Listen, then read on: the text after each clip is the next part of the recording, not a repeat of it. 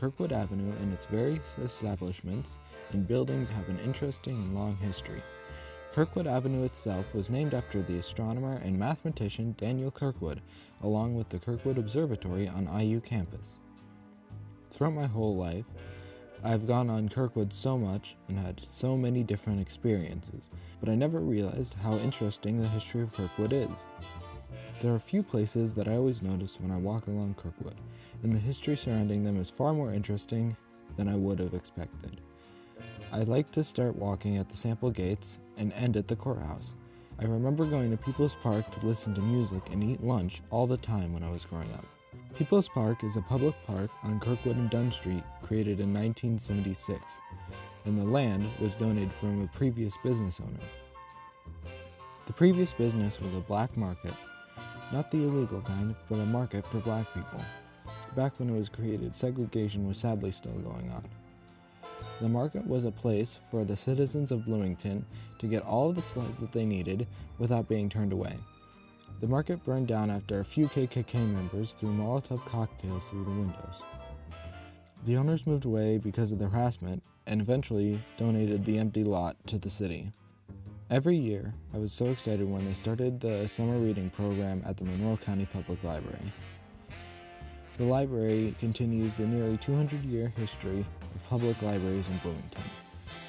The first public library was housed in the courthouse and was created in 1820, and only registered voters could check out books. Initially, it was only open for a short time on Saturdays. Since then, it has scaled up quite a bit, both in size and in hours. It also now lets nearly anyone check out a book. I remember going to the Buskirk Chumley with my parents to see different performances, being really impressed with the sets. The Buskirk Chumley was originally called the Indiana Theater and was built in 1922.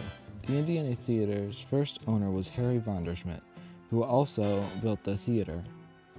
The theater burned down in 1933 and was rebuilt shortly afterwards. The fire was officially ruled as an accident, but there is a debate whether or not it was arson.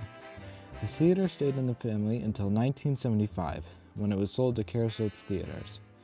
In 1995, Kersot's Theaters gave the Indiana Theater to the Bloomington Area Arts Council. The council restored the theater and renamed it the Buskirk Chumley Theater, and it reopened in 1999. I remember going to the Fountain Square Mall and looking at all of the games and stuff in the stores. The Fountain Square Mall was originally just a bunch of smaller buildings and businesses, but in 1988, the individual buildings were connected. The whole interior of the buildings were renovated, and the original set of buildings were connected.